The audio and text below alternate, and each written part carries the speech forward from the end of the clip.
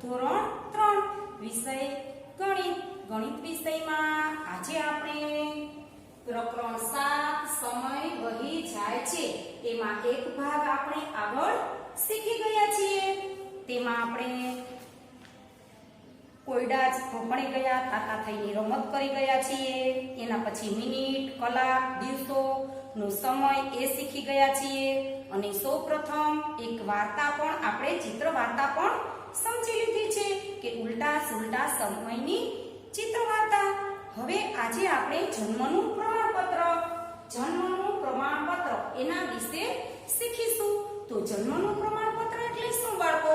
કે જ્યારે આપણો જન્મ થયો હોય ત્યારે એ ગુજરાત સરકાર તરફમાં આપણે નોંધણી કરવા જવાનું હોય છે, જેને આપણે જન્મનું પ્રમાણપત્ર કહીએ છીએ. એ જન્મનું પ્રમાણપત્ર તમારી કાયમી માટે તમારે સાચવીને રાખવાનું હોય છે અને દરેક જગ્યાએ તે ઉપયોગી છે.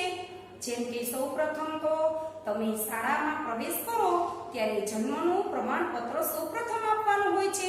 તો આજે આપણે જન્મના પ્રમાણપત્ર વિશે સમજીશું.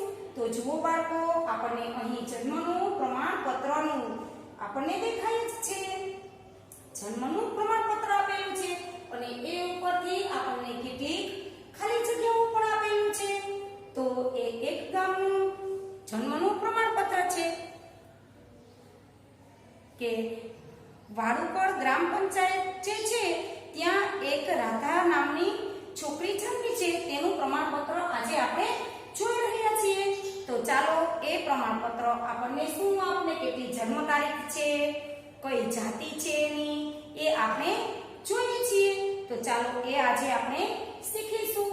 તો જન્મના પ્રમાણપત્રમાં તમને દેખાય જ છે કે જન્મના પ્રમાણપત્ર પ્રમાણે રાધાની જન્મ તારીખ ખાલી જગ્યા છે. તો રાધાની જન્મ તારીખ જન્મના પ્રમાણપત્ર પ્રમાણે કઈ છે? તો આપણે જોઈ શકીએ છીએ કે 5/3/2001. તો અહીં આપણે લખીશું કે 5/3/2001.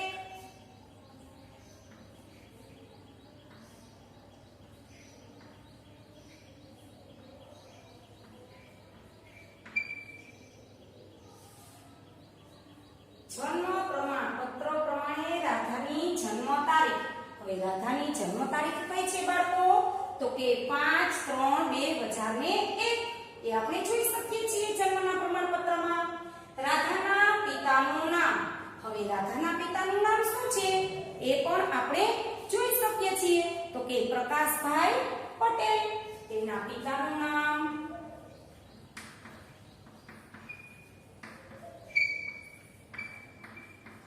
પ્રકાશભાઈ પટેલ. અને તેની માતાનું નામ.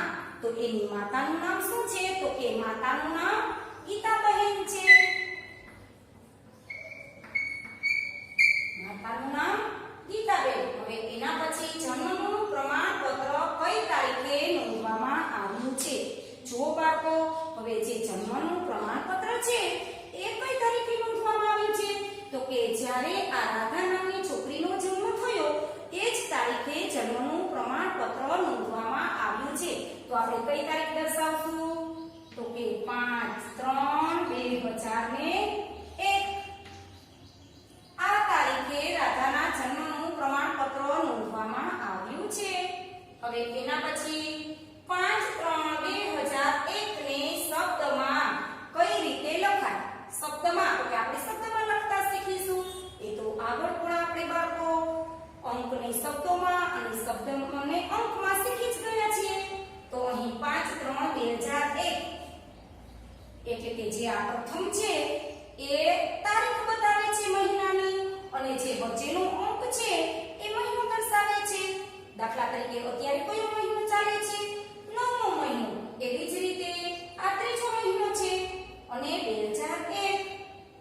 એ રીતે 5/3/2001.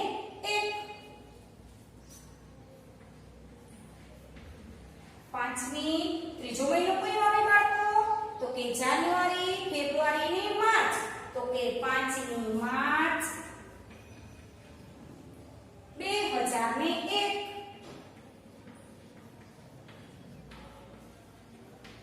તેને શબ્દમાં આ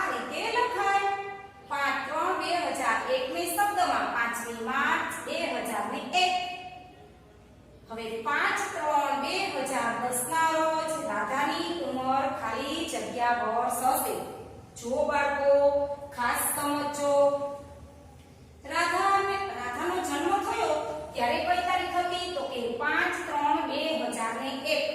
તો 5/3/2010 બરાબર છે ના રોજ રાધાની ઉંમર ખાલી જગ્યા વર્ષ હશે. તો 2001 માં તો તે જન્મી છે, તો ત્યાંથી લઈને 2002 સુધી, ત્યાંથી લઈને 3 સુધી, એવી રીતે આપણે ગણતરી કરતા રાધાની ઉંમર અત્યારે 9 વર્ષની થશે. સમજાય છે ને બાળકો? 5/3/2010 માંથી 5/3/2001 બાદ કરતા આપણને 9 વર્ષ મળે છે. 5/3/2010 ના રોજ રાધાની ઉંમર 9 વર્ષ હશે.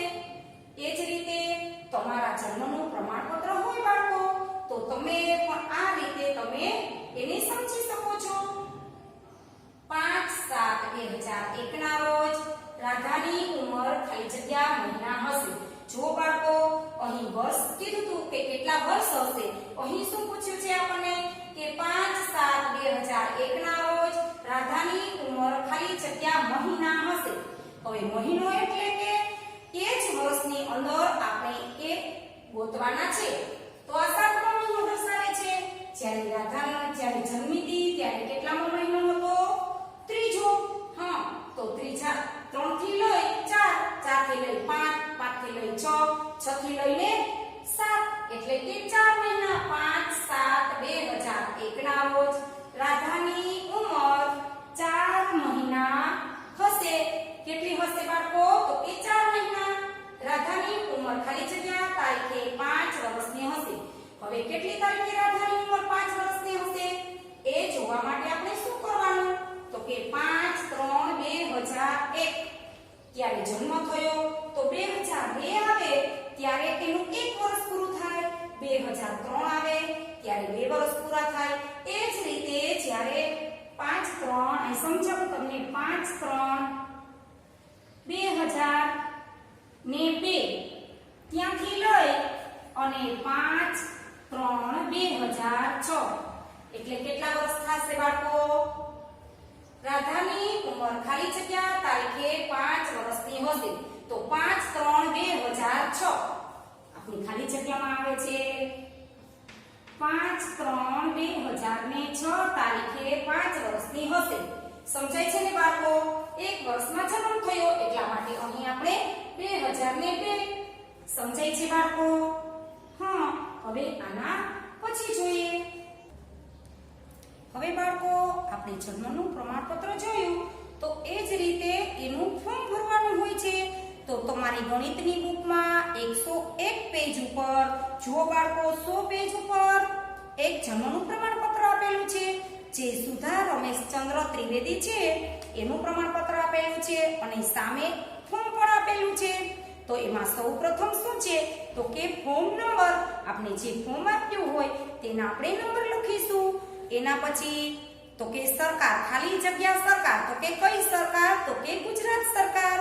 અને જન્મનું પ્રમાણપત્ર આથી પ્રમાણિત કરવામાં આવે છે કે માહિતી જન્મની અસલ યાદીમાંથી લેવામાં આવી છે. યાદી તો કે કયું ગામ હોય, કયો જિલ્લો હોય એ દર્શાવવાનું. આજે અહીં સુધા રમેશચંદ્ર છે એ મહેસાણા જિલ્લાની વર્ષ 2009 ની જન્મ નોંધમાં છે. જે આપણી જન્મ તારીખ હોય એ ત્યાં લેવાની, આપણો જિલ્લો હોય ત્યાં ફોર્મમાં લખવાનો અને પછી નામ લખવાનું, જે તે નામ લખવાનું. એના પછી જાતિ, તો કે જાતિ એટલે શું? તો કે જો બેબી હોય તો સ્ત્રી જાતિ અને બાબો હોય તો જાતિમાં પુરુષ આવે છે, એ ત્યાં આપણે જાતિમાં દર્શાવવાનું. અને જન્મની તારીખ, તો કે જે તે જન્મની તારીખ હોય તે લખવાની. પછી જન્મ સ્થળ, તો તમારું જન્મ સ્થળ ક્યાં છે, કઈ હોસ્પિટલમાં છે તે લખવાનું રહેશે. પિતાનું નામ, તો કે બાળકના પિતાનું નામ લખવાનું. માતાનું નામ, તો બાળકની માતાનું નામ લખવાનું. પછી નોંધણી તારીખ, તો કે તમે નોંધણી કઈ તારીખે કરાવેલી છે જન્મના પ્રમાણપત્રની? તો આપણે જ્યારે જન્મ થયો હોય તે તારીખ હોય એ જ તારીખે નોંધણી કરાવી હોય તો તે જ તારીખ તેમાં લખવાની. પછી નોંધણી નંબર, એ લોકો નોંધણી નંબર જે તે નોંધણી નંબર આપે છે. આગળના નંબરમાં નોંધણી નંબર છે કે 8-15-2 એવી રીતે. પછી તારીખ લખવાની, તો કે તારીખ કઈ લખવાની, તો કે જન્મની તારીખ લખવાની. અને પછી જે આ પ્રમાણપત્ર અધિકૃત કરે છે તેવા અધિકારીની સહી કરવાની. એ રીતે તેનું ફોર્મ ભરી શકાય છે. હવે આપણે આગળ જોઈએ. જુઓ બાળકો, તમે કાંઈ પણ આપણે કોઈ જોવું હોય, તારીખ જોવી હોય અથવા તો કોઈ તહેવાર જોવો હોય તો સૌપ્રથમ તમે શું કરો છો, તો કે આપણે કેલેન્ડર જોઈએ છીએ. તારીખ જોવા માટે આપણે કેલેન્ડર જોઈએ છીએ. તો એ કેલેન્ડર હોય એ આખા વર્ષના કેટલા મહિના હોય છે? બાળકો, તમે આગળના ધોરણમાં એટલે કે બીજા ધોરણમાં જેમ કે ગુજરાતી મહિનાઓ કેટલા એક વર્ષના, તો કે 12. એવી જ રીતે અંગ્રેજી મહિના કેટલા, તો કે એ પણ 12. તો એ ગુજરાતી મહિના પણ તમે શીખી ગયા છો અને અંગ્રેજી મહિના પણ શીખી જ ગયા છો. છતાં આજે આપણે ફરીવાર યાદ કરી લઈએ. ગુજરાતી મહિના પહેલા સમજીશું આપણે. તો ગુજરાતી મહિનામાં પહેલો મહિનો કયો આવે બાળકો, તો કે કારતક. એવી રીતે 12 મહિના ક્રમશઃ કારતક, માગશર, પોષ, મહા, ફાગણ, ચૈત્ર, વૈશાખ, જેઠ, અષાઢ, શ્રાવણ, ભાદરવો અને આસો મહિનો. આવી રીતે ગુજરાતી મહિનાઓ છે. તો ગુજરાતી મહિનાનો બાળકો, જે તમારા મમ્મી ક્યારેક 11 રહેતા હોય અથવા તો પૂનમ રહેતા હોય, કોઈ તહેવારો રહેતા હોય તો મોટે ભાગે તિથિ પ્રમાણે તહેવારો રહેતા હોય છે. જેમ કે બાળકો, હમણાં જન્માષ્ટમી ગઈ તો સાતમ હતી આપણે, તો શ્રાવણ મહિનામાં અમુક તહેવારો ફિક્સ ગુજરાતી મહિનામાં જ ઉજવાતા હોય છે ગુજરાતી લોકોના. હવે સાતમ છે એ શ્રાવણ મહિનાની સાતમ અને જન્માષ્ટમી એટલે કે આપણો મોટો તહેવાર. જેમ કે કૃષ્ણનો જન્મ થયો છે એવો તહેવાર હમણાં જ ગયો છે, એ શ્રાવણ મહિનામાં આવે છે. હવે એવી જ રીતે એના પછીનો એક તહેવાર જોઈએ. જેમ કે કયા મહિનામાં આવે છે, તો કે દિવાળી. એ મોટો તહેવાર છે આપણો ગુજરાતી લોકોનો. તો એ કયો મહિનો, તો કે છેલ્લો મહિનો વર્ષનો. એ કયો હતો, તો કે આસો માસ. તેમાં દિવાળીનો તહેવાર આવે છે. એ મહિનો છે આસો મહિનો.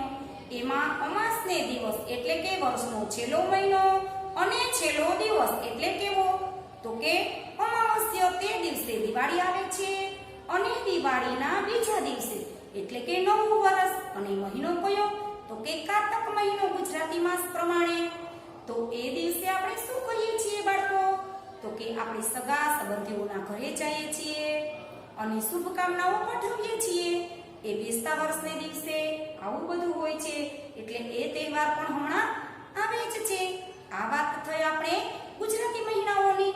હવે આપણે અંગ્રેજી મહિના જોઈએ. અંગ્રેજી મહિનાઓ એટલે કેવા, તો કે જાન્યુઆરી, ફેબ્રુઆરી, માર્ચ, એપ્રિલ, મે, જૂન, જુલાઈ, ઓગસ્ટ, સપ્ટેમ્બર, ઓક્ટોબર, નવેમ્બર અને ડિસેમ્બર. આ રીતે 12 મહિનાઓ આપણે અંગ્રેજી મહિનાના છે. અહીં આપણે લખ્યું છે કે ઈસવીસન વર્ષના મહિનાના નામ. હવે ઈસવીસન વર્ષ એટલે કેવો બાળકો, તો કે ઈસવીસન વર્ષ એટલે કે અંગ્રેજી મહિનાઓ. ઈસવીસન વર્ષનો અર્થ થાય છે અંગ્રેજી મહિનાઓ. હવે ઘણી વખત બાળકો અંગ્રેજી મહિનાઓમાં પણ એવા અલગ અલગ તહેવાર આવતા જ હોય છે. તો હવે આપણે એવા તહેવારની વાત કરીએ. દાખલા તરીકે જાન્યુઆરી મહિનો છે, પહેલો મહિનો. એમાં કયો તહેવાર આવે, તો કે 14મી જાન્યુઆરી એટલે ફિક્સ 14 તારીખે જ આવે છે. તો એ કયો તહેવાર, તો કે ઉત્તરાયણનો. બાળકો, તમે મોજ શોખથી એ તહેવારને ઉજવણી કરતા જ હશો. જેમ કે પતંગ ચગાવો છો ને, હા, એટલે એ તહેવાર ક્યારે આવે છે, તો કે 14મી જાન્યુઆરીના દિવસે. હવે એવી જ રીતે ક્રમશઃ મહિનામાં તહેવાર આવતા જ હોય છે. તો વર્ષનો છેલ્લો મહિનો જોઈએ. તો છેલ્લો મહિનો એટલે કે આપણે ડિસેમ્બર મહિનો. તો ડિસેમ્બર મહિનામાં નાતાલ આવે છે. આવે છે ને બાળકો, હા, કઈ તારીખે, તો કે 25 તારીખે. તો ડિસેમ્બરના મહિનાની 25 તારીખે નાતાલ આવે છે. એ પણ એક ખ્રિસ્તીઓનો તહેવાર છે. તો એ નાતાલ આપણે અમુક જે તહેવારો છે એ રીતે ઉજવીએ છીએ જેમ કે અંગ્રેજી મહિનામાં. તો હવે એવા જ કેટલાક અંગ્રેજી મહિનાઓ અહીં આપણે જોઈએ, જેવા કે ઈસવીસન વર્ષના મહિના. તો અહીં આપણે એ મહિનાઓ જોઈએ. તો પ્રથમ પહેલો મહિનો કયો છે બાળકો? તો કે જાન્યુઆરી.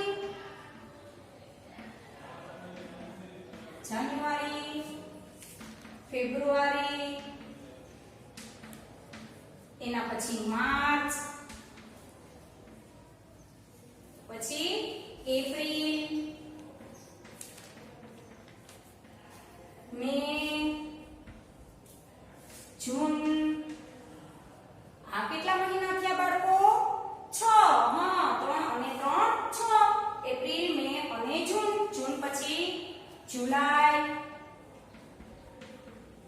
ઓગસ્ટ,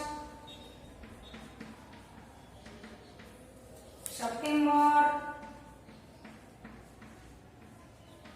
ઓક્ટોબર,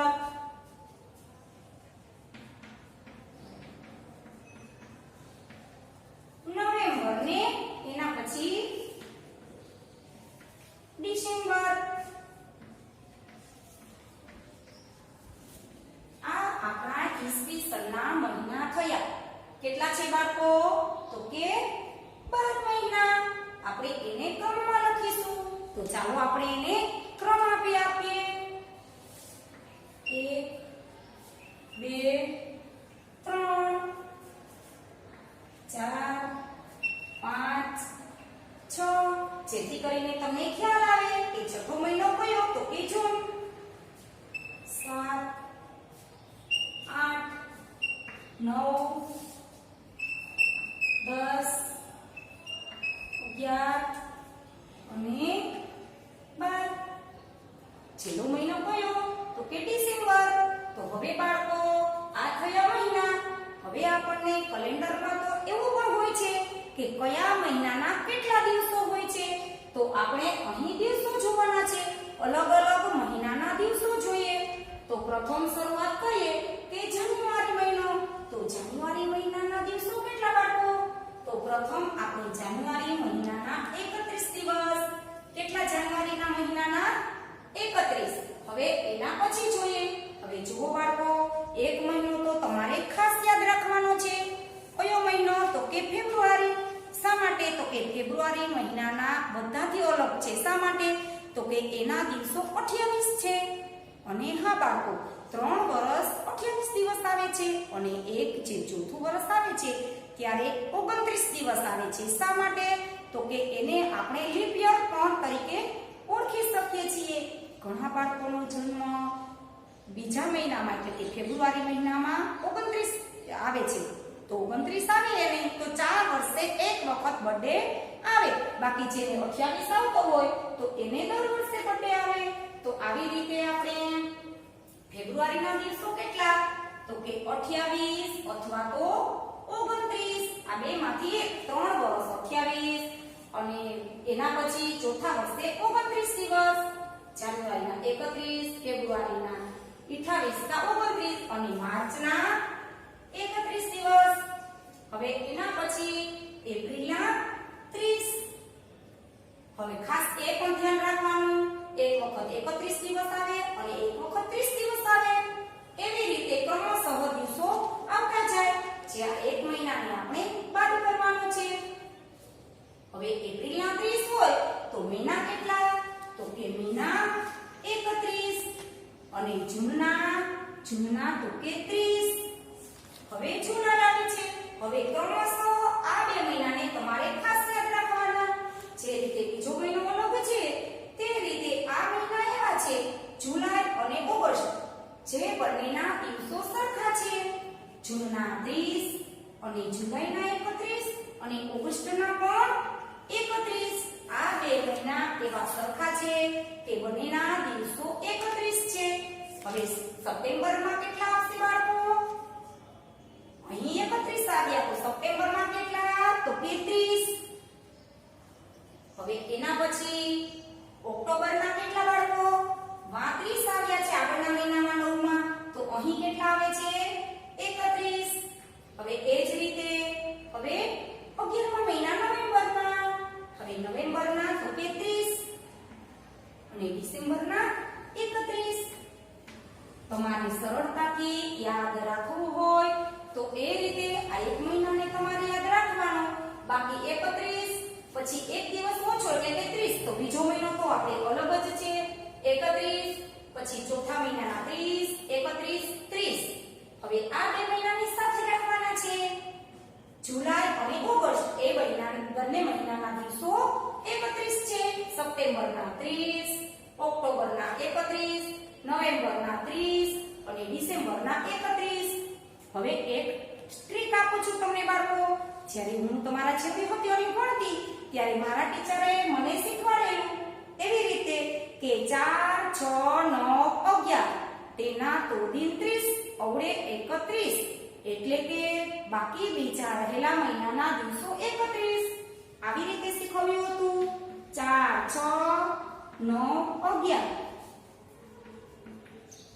તેના તો દિન 30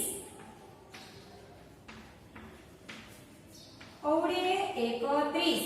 અવળે એટલે કે બાકી બીજા મહિનાના 31. જુઓ બાળકો, 4, 6, 9 અને 11 તેના તો દિન 30 અવળે 31, એટલે બાકી બધાના 31.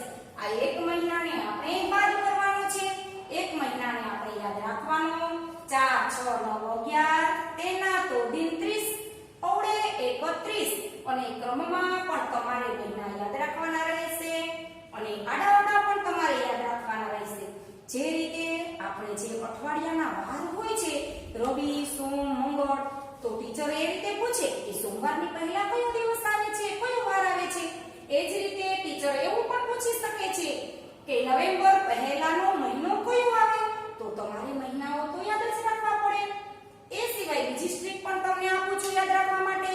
આ રીતે તમારે મુઠ્ઠી વાળવાની, પછી અહીંથી શરૂઆત કરવાની. જે ઊંચો ભાગ આવે એના દિવસો 31 અને જે નીચો ભાગ આવે તેના દિવસ કેટલા, તો કે 30. ઉપરના જે ધોળાવાળો ભાગ હોય તો કે જાન્યુઆરીના 31, પછી ફેબ્રુઆરી એક મહિનો તો આપણે અલગ જ પડે છે. શા માટે, તો કે તેના દિવસ 28 કે 29 છે. પછી જાન્યુઆરી, ફેબ્રુઆરી, માર્ચના 31, એપ્રિલના 30, એપ્રિલ પછી મેના 31, મે પછી જૂનના 30. અને હવે જો બાળકો અહીં ઊંચાવાળો ભાગ આવ્યો છે જુલાઈના 31 અને અહીંથી પાછું ચાલુ કરો તો ઓગસ્ટના પણ 31 દિવસ આવે. પછી સપ્ટેમ્બરના 30, પછી ઓક્ટોબરના 31, નવેમ્બરના 30 અને ડિસેમ્બરના 31. આ જ્યારે ઊંચો ભાગ આવે ત્યારે 31 અને નીચો ભાગ આવે ખાડાનો ત્યારે 30. એવું યાદ રાખો.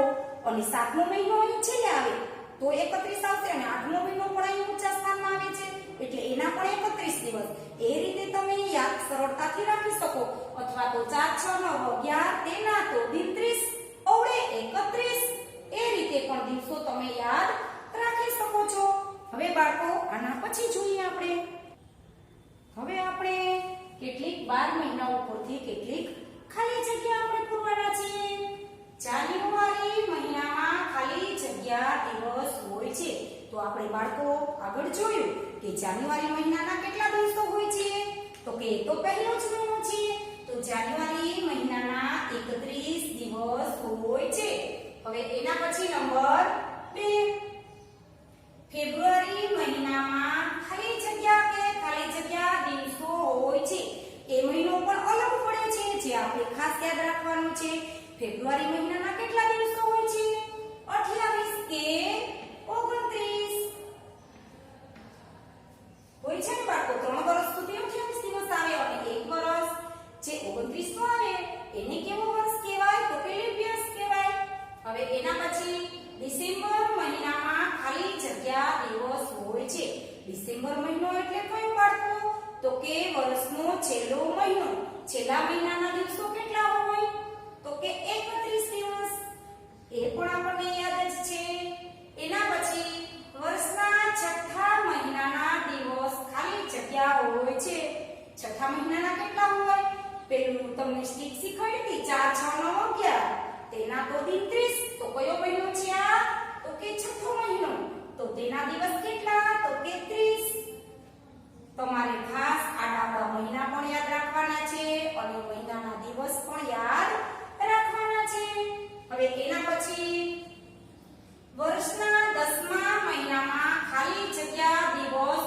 છે. હવે વર્ષના 10મા મહિનામાં કેટલા દિવસ હોય છે બાળકો? તો આપણે એ પણ શીખી ગયા છીએ કે જે ડિસેમ્બર છે એના 31, તો એની આગળ કયો મહિનો આવે? 11. હા, તો આના 30, એના 31, તો ફરી 10માના કેટલા હોય છે? 10મા મહિનાના એ આપણે જો ના યાદ રહે તો આવી રીતે આપણે ગણી લેવાના 1 2 3 4 5 6 7 8 9 ને 10, તો કે 10મા મહિનાના 31 દિવસ. વર્ષના 10મા મહિનાના 31 દિવસ હોય છે. આવી રીતે ગમે ત્યારે આડાઅવળા પ્રશ્નો પણ તમને પૂછી શકાય છે. હવે એ જ રીતે બાળકો આપણે આગળ જોઈએ. તમે શાંતિથી આ ખાલી જગ્યા જોઈ લો.